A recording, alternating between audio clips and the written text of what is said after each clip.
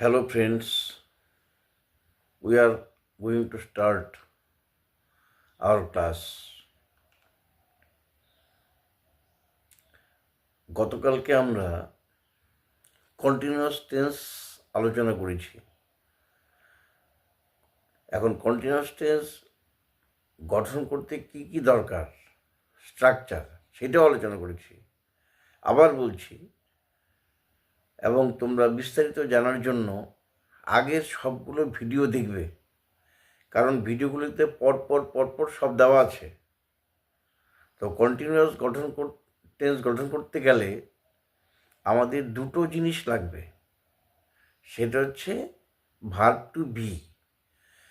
Verb to be কোনগুলো? Verb to বির পাঁচটা রূপ।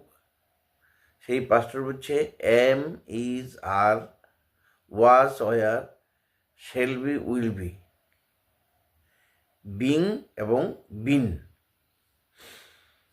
তো প্রেজেন্ট কন্টিনিউয়াস টেন্স হচ্ছে, প্রেজেন্ট টেন্সে ভার্ব টু বি রূপটা হচ্ছে এম, ইজ, আর।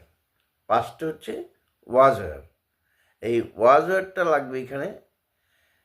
ওয়াজ অথবা এর মধ্যে যে কোনো একটা ব্যবহার করতে হবে, সাবজেক্টের নাম্বার ও পার্সন অনুযায়ী। আর হচ্ছে ভার্ব যোগ আইএনজি। ভার্ব যোগ আইএনজির কীরকম? Going, coming, eating, reading, writing, sleeping, watching ইত্যাদি।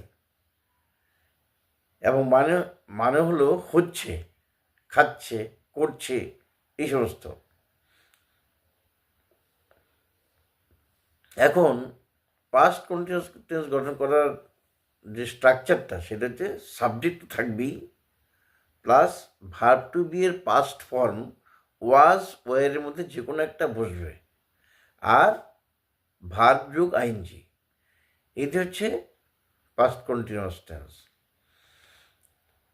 এইবার আমরা যদি কনজুগেশনটা বলি, ফুল conjugation, I was doing, we were doing, you were doing, you were doing, he was doing, she was doing, Ram was doing, they were doing। এগুলো হচ্ছে affirmative form. আর এদের negative কি? শুধু একটা নটের ব্যবহার করতে হবে।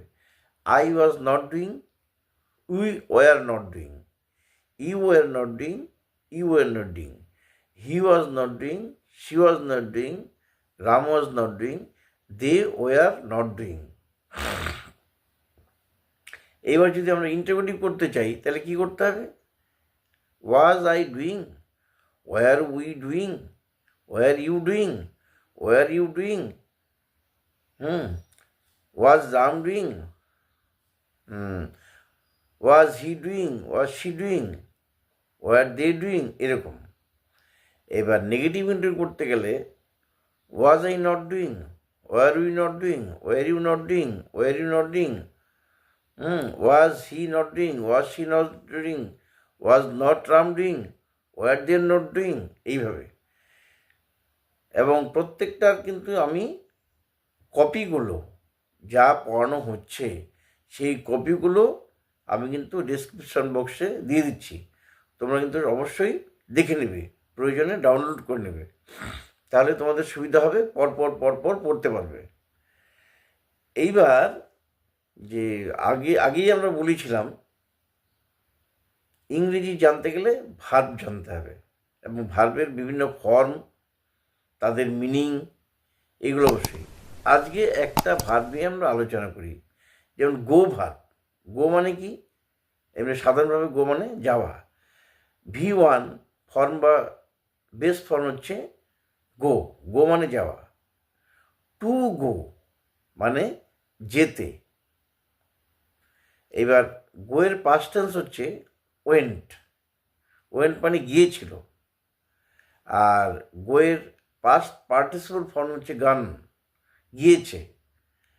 আর ফিউচার টেন্সে ব্যবহৃত হয় গো ভার্বটা উইল গো, শ্যাল গো ইত্যাদি, মানে যাবে।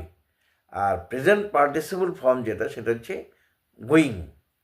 তো এইভাবে প্রতিদিন আমি কিন্তু ভার্বেরও একটা করে কপি দিয়ে দিচ্ছি। তোমরা সেটা ডেসক্রিপশন বক্সে পেয়ে যাবে, এবং ওখান থেকে যেগুলো সবই পড়তে হবে, যেগুলো বেশি ইম্পর্টেন্ট সচরাচর ইউজ হয়, তোমরা সেগুলো মার্ক করে নিয়ে সেগুলো রেগুলার পড়বে, এবং বারে বারে পড়তে হবে। বারে বারে পড়লেই ভার্বগুলো মিনিং, ফরমেশান সব কিছুই মনে থাকবে। যাই হোক, আজকের ক্লাস এই পর্যন্তই। Thank you. We will see next day. Thank you.